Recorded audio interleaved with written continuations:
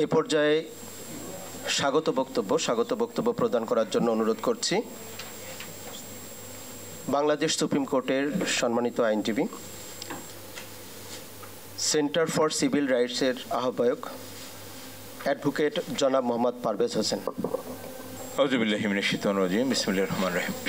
সম্মানিত উপস্থিতি, আজকের এই আলোচনায় ইতিমধ্যে আমাদের এই বৈঠকে উপস্থিত হয়েছেন মজলুম সম্পাদক, অন্যায়ের বিরুদ্ধে আপসহীন কণ্ঠ,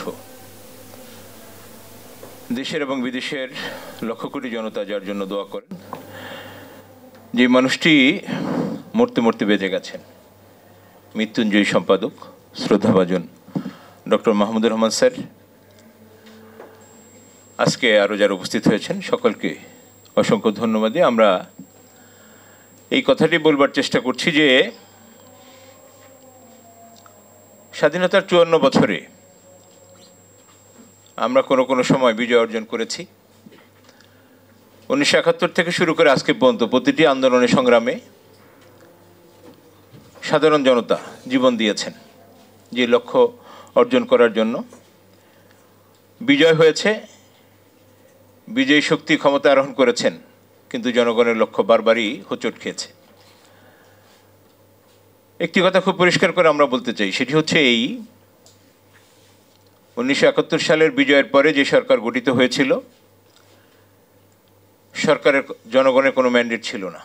70 সালের যে নির্বাচন হয়েছিল, অবিভক্ত পাকিস্তানকে সামনে রেখে সেই নির্বাচনটি ছিল। এবং বললে ভুল হবে না, অত্যুক্তি হবে না, স্বাধীনতা যুদ্ধ পাকিস্তানি বর্বররা আমাদের উপর চাপিয়ে দিয়েছিলেন। এই জন্য বলছি 25শে মার্চ, যেটাকে আমরা কালো রাত্রি বলছি, এই কালো রাত্রির দীর্ঘ সময় পর্যন্ত, সেটা যদি রাত 2টো বলি 3টা বলি, শেখ মুজিবুর রহমান সাহেব অবিভক্ত পাকিস্তানের প্রধানমন্ত্রী হবার জন্যই কিন্তু অপেক্ষা করছিলেন।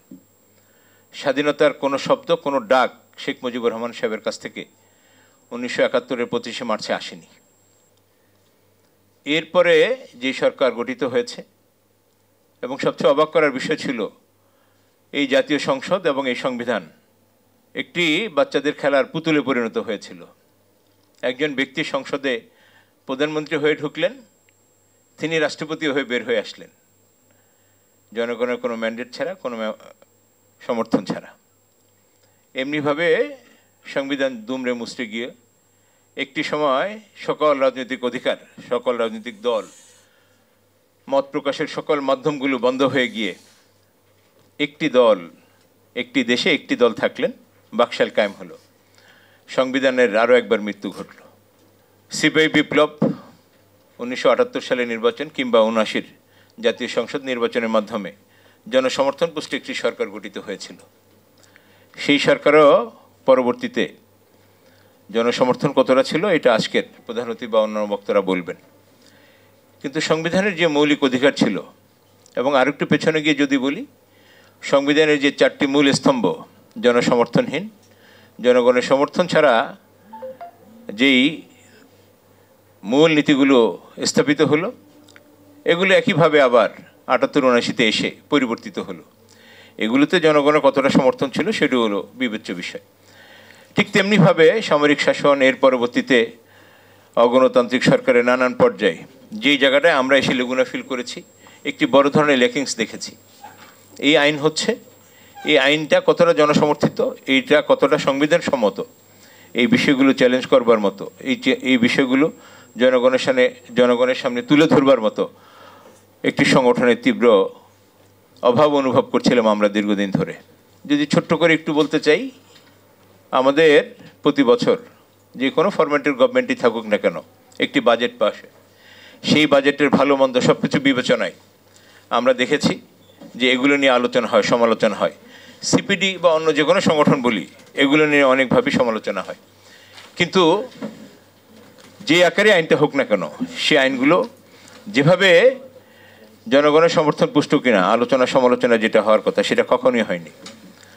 আমরা এই অবস্থান থেকে মনে করেছি আগামী দিনগুলোতে সংসদে অথবা সংসদের বাহিরে, রাষ্ট্রপতি ঘোষিত অথবা অন্য যে কোনো ওয়েতে যে আইনটি হোক না কেন, সেই আইনটা সংবিধান সম্মত কিনা, জনগণের পক্ষে কিনা, অথবা কোনো ব্যক্তি বা শাসক গোষ্ঠীকে এস্টাবলিশ করার জন্য কিনা, এই বিষয়গুলো জনগণের সামনে তুলে ধরবার জন্যই সেন্টার ফর সিভিল রাইটসের জন্ম।